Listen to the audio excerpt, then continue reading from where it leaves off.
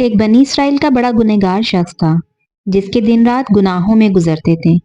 بستی والوں نے اس کے گناہوں سے تنگ آ کر اسے بستی سے نکال دیا کہ کہیں اس کے گناہوں کی نحوست کی وجہ سے ہم پر کوئی عذاب نہ آ جائے۔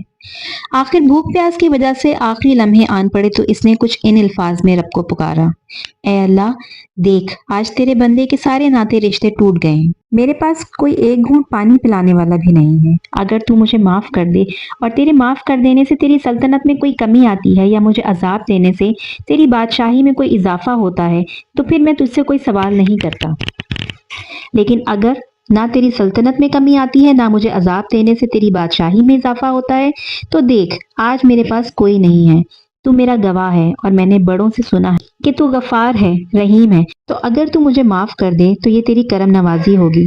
یہ کہتے کہتے اس کی آخری سانس ٹوٹ گئی اور وہ اپنے خالق حقیقی سے جا ملا۔ ادھر اس کی آخری توبہ تھی، ادھر حضرت موسیٰ علیہ السلام کے پاس پیغام وحی پہنچ گیا: موسیٰ جلدی کرو، جنگل میں ہمارے دوست کا انتقال ہو گیا ہے، اور موسیٰ تم نے اسے غسل بھی دینا ہے، کفن بھی دینا ہے، اور تم نے اس کا جنازہ بھی پڑھانا ہے، اور اعلان کروا دو ہمارا دوست جنگل میں فوت ہوا ہے، جو جو اس کے جنازے میں شریک ہوگا تیرا رب اسے بھی بخش دے گا۔ اب لوگوں کا ہجوم اللہ کے دوست کو تلاش کرنے حضرت موسیٰ کے ساتھ جنگل میں نکلا۔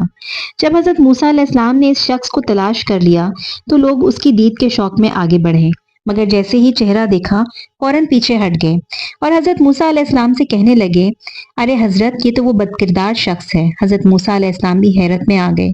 تو پھر دوبارہ وحی نازل ہوئی: ہاں موسیٰ، تمہارے پاس تو اس کی پہچان یہی ہے کہ یہ بدکار شخص ہے، اس کے دن گناہوں میں، اس کی رات گناہوں میں گزر رہی تھی۔